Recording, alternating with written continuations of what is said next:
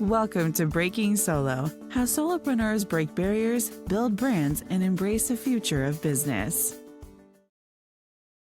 Hello, everyone, and welcome to another episode of Breaking Solo. I'm very excited for my guest today. Holly Fisher is with me. Holly, welcome. Thank you for being here. Yeah, thanks for having me, Donna. I appreciate it. Absolutely. Tell the audience who you are and what you do. Sure, absolutely.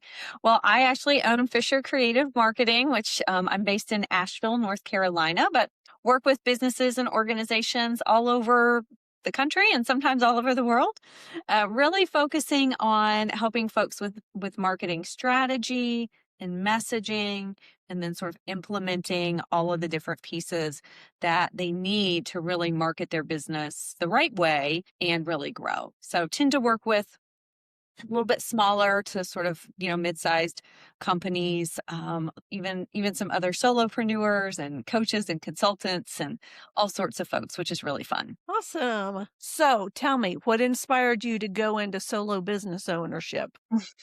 Yeah. Well, I sort of fell into it, to be honest. In my first career, I was a newspaper reporter. And so I did that for a number of years.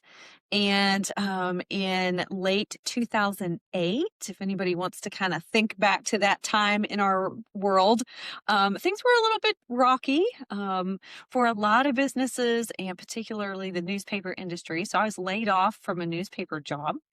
And weren't a lot of places hiring journalists at that time. So I sort of went, okay, well, what else can I do like for the moment, right? And kind of think about, how else could I use my skills? So ended up going into doing some public relations, social media marketing, because all that stuff was new at that time. Everybody was like, what is Facebook and Twitter? And all of those things were new. And ended up doing that and some content creation. And so just sort of fell into that. And then eventually I worked for someone else and eventually thought, I think I'm going to start my own business and really just be able to kind of do the work that I really love, work with the people that I want to work with. And the business, of course, has evolved over the years, but I'm sort of an accidental entrepreneur, if you will. That happens to a lot of us. I think that's definitely, it's not necessarily a unique story. That's right. Yes. Yeah. And so in 2008, you're right. There were a lot of people that was forced into solopreneurship because of the job market. It was Yeah. not good. Yeah. Yeah. If there's not a job out there, you're like, well, I guess I'll create one for myself. Right. Yeah. Which is really smart because then you're in charge. You don't have to depend on somebody else, which can be tricky because Yes. like you had, they just lay you off whenever they choose. Yeah. I think a lot of us learned that lesson, right? A lot of people have been laid off, right, over the years. And that's definitely not a fun place to be. And you do kind of go, gosh, what happened to all these years that I gave this particular business and all the time and energy that I put into something. And then just one day it's like, bye. So there is, owning your own business isn't easy either, but at least you're totally in control. Exactly. So what's been the biggest challenge in your solopreneur journey? And have you overcome it? Yeah, that's a great question. Like I said, the business has definitely evolved over the years. I worked at the time I was in Charleston, South Carolina. And so I worked with a lot of local companies.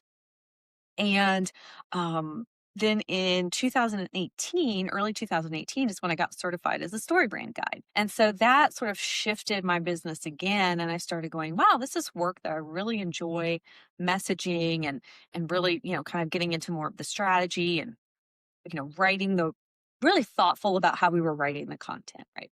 So I sort of shifted the business in that direction. And that's obviously what I'm still doing to this day. And I think the hard part when you're working solo is one, you have to kind of create your own coworkers, right? Because you can get a little bit like just you're in your little bubble, right? Doing your work. And so you have to make sure that you have some relationships with other people so that you have those coworkers. And then for me, I also went through a period of time where I was kind of looking around, particularly in our StoryBrand guide community. A lot of people were growing their businesses and hiring people and building more of an agency. And I was like, should I be doing that? Should I be building an agency? Should I be hiring people?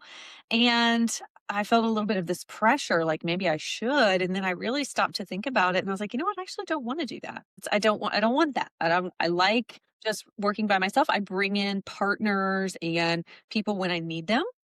But I don't necessarily have to have, full-time staff and team members and all of that. So for me, that was a big kind of aha moment, right? Where you can just create the business that I want. If someone else wants to have an agency with 30 people, fantastic for them. That's great, but that's not exactly what I want. So, and Yeah. being okay So with that, right? yeah, yeah, I'm with you. I'm, had to work with 50 people at a time and so much drama and so much, I'm just happy to be by myself and Yeah. have my team that still supports me, but they're not employees and they're not in my space. Yes. Yes, I think yeah, and I've had some contract folks that and I've had assistants and different folks, and that works really well because you just, they're helping you. You have that collaboration factor, but you're not necessarily stressed about having full-time people or yet do I need an office space and just all the things that come with scaling to a much larger level. For sure. So, how did you find your unique niche in the market? Yeah, great question. I think it's a couple of things. One, it's interesting. I mentioned being a journalist first and in the first part of my career. And that actually, some people are really intrigued by that. It also gives me a little bit of a different perspective. I think coming in from that industry, I'm able to use a lot of the same skills, right? A lot of what I'm doing is sort of interviewing business owners essentially, asking them about their business, really digging into, what they're offering their customers and clients. And then how do we distill that down to something that people want to read? Well, that's essentially journalism, right? It's just we're doing it in a website or an email and not, a newspaper, a magazine, something like that. So it's a lot of the same skills. And so I think that's a really unique value that I can bring to clients. And then certainly even though there are a lot of StoryBrand certified guides, I do think that is certainly a niche in how I can kind of approach the work that I do. And a lot of people, as you know, really appreciate that certification and working with somebody that really understands it. So I think that's been a really valuable part of my business over the last several years. Awesome. And then do you use the story branding as a way to stand out from your competitors? Or is there something else that you focus on? Yeah, that is one of the things that I use. I also really focus on really one of the things that I learned about my business, I kind of come across is that sort of brand archetype of a caregiver, right? So I really love stepping in and helping people just kind of solve their marketing problems, really developing those relationships with clients, getting to know their business, and really helping them combat essentially marketing overwhelm. That's a big thing, right? Is I find so many businesses are just completely overwhelmed when it comes to marketing and all the different directions that they can take, all the money they can waste, all the time they can waste, all of that. And so really being able to kind of step in as that guide, as that caregiver, as that really trusted partner to help them figure that out and make sure that they're investing in the right ways. That's awesome. So, do you see industry trends that solopreneurs should be paying attention to right now? Well, I think our biggest trend, our biggest thing, of course, is AI, right? That has been just a really impactful entry into the into the industry. It certainly impacted my business in positive and maybe not so positive ways. I think that's just something that we really have to pay attention to because we are going to see business owners and our potential clients who might be going, you know what, I don't need to hire that person. I can use AI for this thing, particularly when it comes to marketing or copywriting or things like that. We can do a whole episode on whether that's the right or wrong decision. That's a whole other discussion. But I do think it's something that we have to pay attention to and think about how can we help people understand that, yes, you can use AI tools in the right way. and how we can help people do that, how we can guide them through that process and help them understand that it's a tool, it's not a replacement necessarily for that human interaction. And so I just think that's something that we have to be mindful of, and as we're having those conversations and even marketing ourselves, because it could be real easy for somebody to go, oh yeah, the robots can handle that thing. Yeah. Then there's But then we something all sound like robots, right? yeah, some things it's really helpful. Some of those tools can be very, very helpful, but you still need some human intervention and some human participation, right? Yeah, for sure. Okay, tell me, what's one tool, app, or resource that you absolutely can't live without in your business? I feel like there's a couple, but I do a lot of stuff in Google Workspace. So, that for sure is, how I'm doing email and file sharing and um, meetings, video screen recording. Like it's kind of become, calendar scheduling, all of that. So that definitely plays a huge part in my work and really kind of helping keep things streamlined. And then I've also been, we were talking about AI. I've been playing around a lot with ChatGPT and how I can use that and how I can create, workflows, maybe using some of those tools. So I feel like that's a constant like learning, learning curve there. It's like things are changing almost daily. So it's like, okay, let me try to keep up with this. And someone is introducing me to something new. I feel like daily I hear of some new thing. And I'm like, oh my goodness, I don't even know. Like it would be a full-time job just to keep up with all of that, I think. Yes, that's for sure. I have a friend, she's also a marketer, and she has shared a note. We're both on Macs. So she has shared a note that she keeps adding AI tools to. Wow. I And bet it's it's long. huge. Yeah.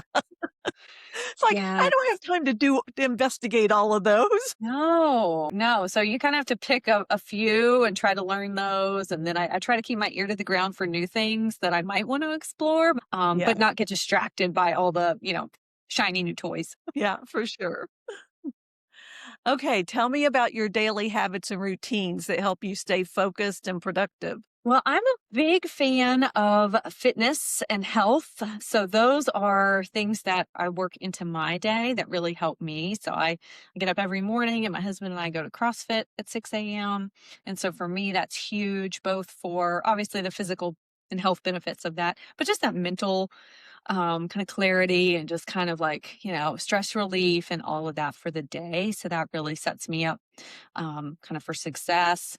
I like to come home and eat breakfast and, read my Bible app or whatever devotional I'm doing. And then if the weather's cooperating, which this winter it hasn't been so cooperative, but if the weather's cooperating, I'll take the dog for a walk before I can kind of get into the work days. Those are just some things I like to do in the morning to just sort of go, okay, I'm like settled, right? I'm kind of ready to jump in. And I also, from a work standpoint, I live by my lists and my calendar. So everything has to go on the calendar. And then I'm still like a paper to-do list kind of person. I've tried some of those online ones. I've tried some of that stuff and that's another one of those things where I found that I just don't think this is for me. So I have I found a cool planner a couple of years ago that you can customize and sort of add your own pages to. And so that for me is huge. Just like writing down, what do I have to do this week? And then kind of breaking that up. What do I need to do each day? And really trying to tackle those tasks. If it's not written down, it's not getting done. I so agree with what you're saying. I'm a paper to pencil kind of person. It just helps me to cement it in my brain, I think. Yeah, me too. Me too. Yeah, like I said, I've tried a couple of the different online things for that, and I just I forget to look at them, or I just like I don't know, they just don't work that well for me. So I'm like, you know what? I'm just gonna stick to the paper. Yes. And hopefully they'll keep making paper. Yeah, right. Exactly. I know. I need my paper and my sticky notes for sure. Yes. Okay. Tell the audience what's one piece of advice you'd give somebody that's just starting their solopreneur journey? Yeah, so many things. But I think it kind of goes back to what we were talking about earlier, which is just kind of figuring out how you want to structure your business and just setting it up for what you want. Because I think we especially with social media, right? It's so easy for us to look at what everybody else is doing and to kind of see people that are so much, further ahead than we are, or the people who are like, I only work 4 hours a week and I make $2 million. And you're like, what? Right. So I think just going, what's the work that you want to do? And then, if you want to work solo, that's great. If eventually you want to, add and grow a team and build a bigger business, that's fine too. Kind of picking out the business that you want that really fits your lifestyle, your season, so that you have room for the other things that aren't work, right? That's really important too. It is, like you had said earlier, things evolve, our businesses evolve as we do. But it is really important to focus on what you want it to look like. Yes. And make those decisions for yourself and not based on the person that says they work 4 hours a week and make, $2 million, which I'm never quite sure if I believe that. Yeah, me neither. Me neither. And it also just depends on what season you're in, right? I mean, my daughter just turned 18. She's gonna be going off to college soon. And so my season of life is really different than someone who has, elementary school age kids, Absolutely. right? I mean, it's a totally different. So, maybe I can work a little bit more, or I can kind of set my schedule a little differently because I'm not having to do school drop offs and pickups and things in the evening, homework and all that kind of stuff like I did, 10 years ago. Yeah. So I'm at a different place in my life. I have grandbabies. So being Okay. able to carve out some Yes. time that I can go visit with them, That's right. precious. Absolutely. Yeah. So I think we have to be really mindful of that, right? And sometimes we can get frustrated because we feel like, oh, I'm not working enough or I'm working too much or whatever. But knowing that like our season is gonna change for sure. Yeah, absolutely. Okay, tell me, do you have any exciting projects or launches coming up that you want to share? Yeah, this year I've really been focusing a lot on doing more speaking engagements, doing more workshops for clients. I love doing marketing strategy and planning workshops with folks, messaging, all of that. Those are really fun doing those with businesses. I also have an unreasonable hospitality certification. So for people that are interested in looking at how can we up-level our customer journey and the customer experience and use that as a marketing tool and a retention tool for clients, that's really fun. So I'm really I've always done those sorts of things, but I'm really bringing that front and center this year, really trying to do more speaking, more presentations, workshops, because I also think people really enjoy that time that they can sort of step away from their business and really focus on something. You can accomplish so much in just like a day or two that often would take an organization weeks, months, maybe even years to actually Yeah, get accomplished. And we can just bring the team together in a day or two and really knock out a lot of things. And I think there's just so much value in getting a lot of that done and just kind of getting your marketing on the right path for the upcoming, year or 2 years or whatever. absolutely. And I love that you're certified in unreasonable hospitality. That is my favorite book of all times. It's so great. It's also just it's like a really great read, right? So it's just a really great, business book. And I just love all the principles in that and kind of taking people through that process and helping them understand how important and how realistic it is to infuse a little extra hospitality into your business. I think people really think it's going to be this huge and expensive endeavor, and it doesn't necessarily have to be. So, Exactly. yeah. Okay, tell the audience where they can connect with you and learn more about what you do. Yeah. So my website's kind of my hub for everything. So that's fisher-creative.com. Fisher Creative Marketing on various social media platforms, Facebook and Instagram and YouTube. And so folks can certainly go to my website. There's some freebies they can grab grab from there and get on my email list. I love sending out little marketing tips and things to folks every week. Awesome. Yeah. And that information will be in the show notes, folks. So if you missed it while you were driving, you can get it there. That's right. Yeah. Yeah. Holly, thank you so much for being with me today. I've thoroughly enjoyed our Yeah. conversation. Yes, me too, Donna. Thanks so much for having me. I appreciate it. Thank you. Okay, everybody, if you have not left us a review yet, what are you waiting for? Right now is a great time, and you can get the links to Holly's website while you're there. Thanks so much. Have a great week, and we'll see you again next week.